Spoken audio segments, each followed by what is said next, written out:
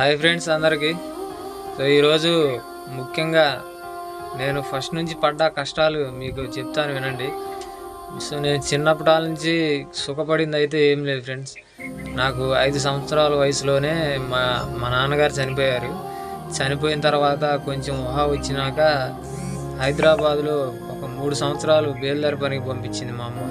అంటే ఊహ వచ్చినాక అక్కడి నుంచి ఆ బేల్దారి పని 3-4 సంవత్సరాలు చేసిన తర్వాత మళ్ళీ తర్వాత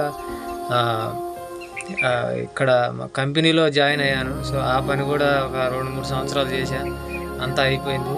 తర్వాత ఇంటికి వచ్చి ఒక అమ్మాయిని ఇష్టపడి పెళ్లి చేసుకోవడం అయితే జరిగింది. పెళ్లి చేసుకున్నాక ఏం చేయాలో తెలియక ఎలా బతకాలో అర్థం కాక మళ్ళీ గుంటూరు రైల్వే జాబ్ కొన్నాళ్ళు చేశా. ఇలా చెప్పుకుంటూ పోతే చాలా ఉన్నాయి. సో అందుకని మన లైఫ్లో ఏదో ఒకటి వెనక ఉంటేనే మనం మ్యారేజ్లు కూడా చేసుకోవాలి.